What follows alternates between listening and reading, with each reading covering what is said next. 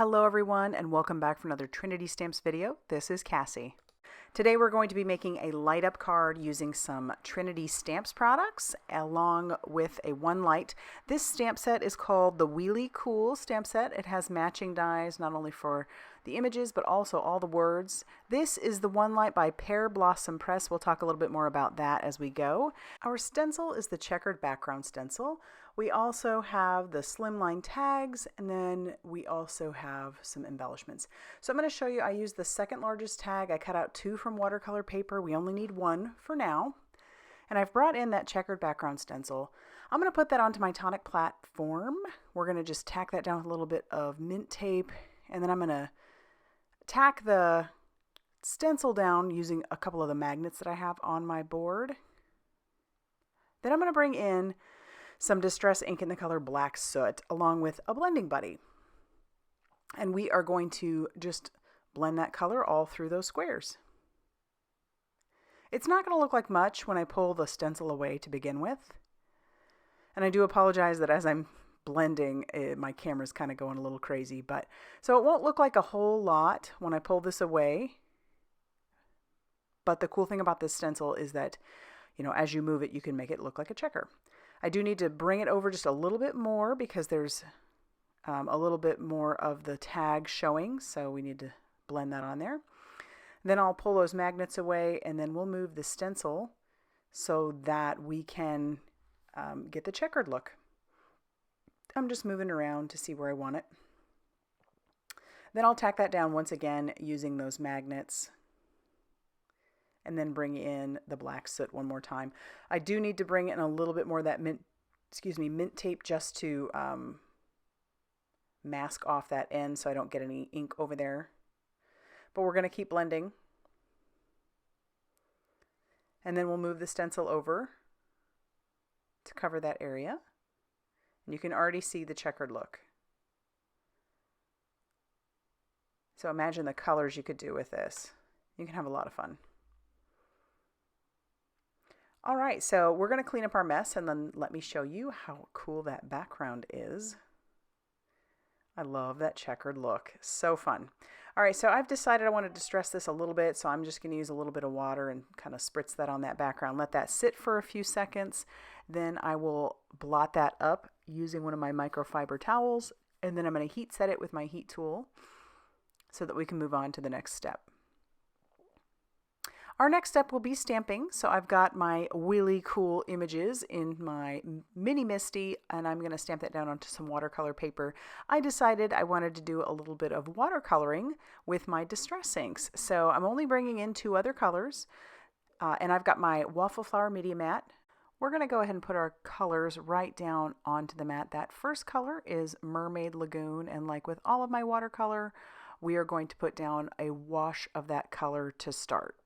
These inks aren't super pigmented right out of there, so we are going to come in with 3 layers. And the mat it's a little bit grippy because I don't know exactly what material it's made out of, but when you're painting, your images won't go flying all over the place because it kind of grips to it. Now, looking at this image, I kind of wish that I had heat embossed it. So what that means is I wish I had used a pigment ink. I did use a watercolor ink. I used some blackout ink, but I wish that I had used a pigment ink and then covered that with some clear embossing powder, because when you use clear embossing powder, it sort of creates little wells. And then as you watercolor, you don't have to worry about that water seeping into the other areas. But I did have a little bit of the seeping with the blue into the tires, and it ends up kind of affecting it a little bit, but to be honest with you, the more layers I added, since we're using watercolor, the more layers I added, the less it bothered me. But as you can see here, I put that color down and it really enhanced where that blue was, where it seeped through. But we're going to dry this, and then we'll move on to a second layer using that same color. We're using just a water brush, and here I'm going to add some shadowing and shading. And the more layers that you add, the more depth you can get. So I'm just putting a little bit down, and then I'm going to sort of soften those edges just a little bit. Let that dry just a tiny bit, and then I'll soften those edges so that they're not so hard. And I like that. I think we're getting somewhere. Now we can do the same thing with our orange That was the spiced marmalade. And I'm trying to soften out those edges on his helmet. And then we'll do the same thing with the black soot, bringing that into the tires. And then I'm going to add even one more layer to all these. So I kind of put down that color, blend it out just a tiny bit, and then I let that dry, and then I'll add even a third layer. That's one of the things I just love about watercolor is you can add so many different layers, even with one color.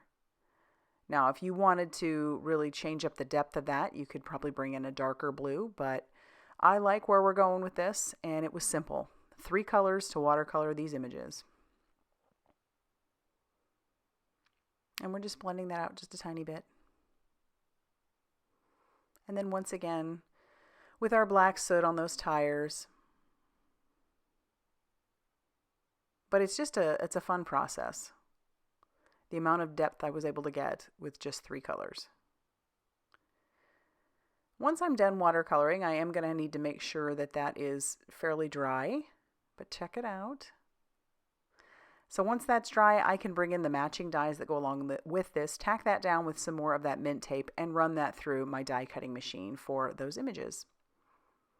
Then we'll be ready to move on to actually assembly. So I used that tag that I used previously and cut out some black, because if you don't notice, those tags have an embossed edge. One of the things I love about those Trinity Stamps dies. They have a whole line of embossed edge dies. And so I just wanted to bring that in. And so I did it with some orange as well. I'm going to stamp the happy birthday from our Wheelie Cool stamp. We're going to do 1st generation, then 2nd generation, then 3rd generation, which means it just gets lighter as we go. And then I'll tack that down with our Crafty Gluefriend.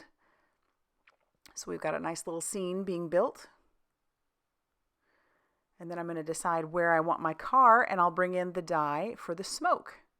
And I'm going to tack that down with some of that mint tape, and we'll run this through our die cutting machine. This is where the light's going to come in. So I've got that hole there. We don't need that little piece of smoke, but I do have a piece of vellum, and I'm going to ink up our smoke on some of that vellum using a pigment ink, and then I am going to cover that with some clear embossing powder. The reason for that is vellum will not absorb that color. So whatever you use, it'll take either way too long to dry or it never will.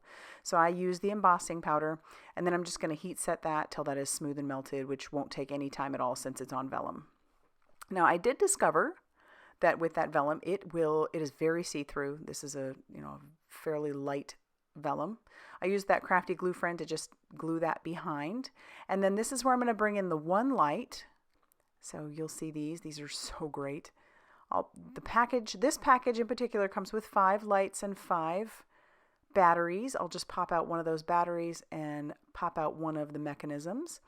Put our battery in there, just lining up the plus sign, and that's as easy as it gets. So you can see, as I hold that back there, you can see the light, the mechanism itself as well showing through. So I've decided to cut down 3 more pieces of vellum, and then you can't see it. You can still see the light when we press it, but you can't see the mechanism itself. So I'll just keep gluing those down. We'll layer that up really nicely. If you had a thicker vellum, that would work great, but this works as well. And no one's going to see it. It's in the back. So we've got 4 layers there. And then this is where I'm going to need to bring in that other tag that I die cut out of that watercolor paper. And then I can line up where exactly my mechanism is going to go behind there. So I'm just setting that on there. And that's going to be perfect. So I'm going to use some double-sided adhesive to put that on the back of our mechanism. And then I will peel off that release paper and we'll just stick that down into that corner of our tag. Now keep in mind what I'm doing today could be done on a card as well.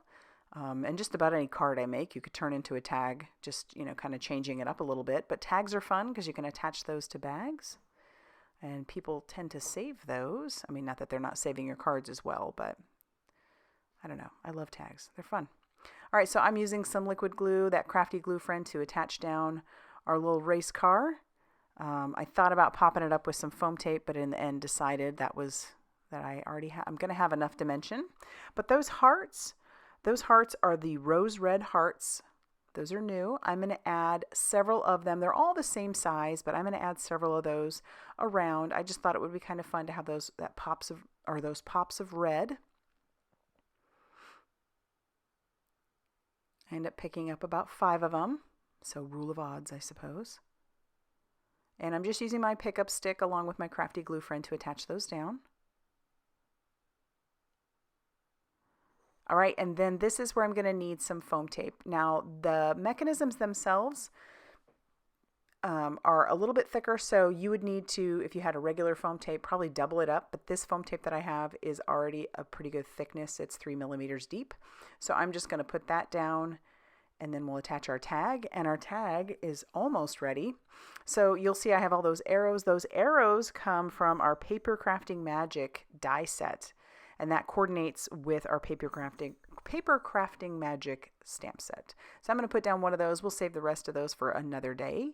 And then I'm going to bring in the push sentiment from our Papercrafting Magic, ink that up with some Shark Tooth by Ink on 3, and stamp that down.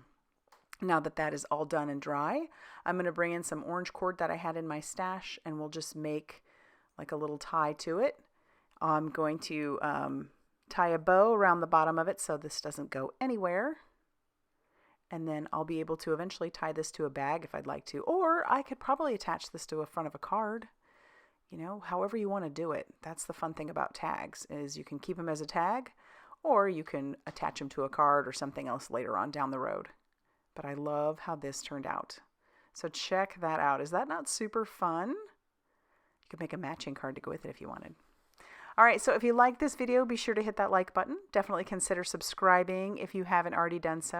And be sure to check out all that Trinity Stamps has going on over on their blog, Facebook page, and Instagram for more crafty inspiration. Thanks for stopping by, and I hope you have a great day.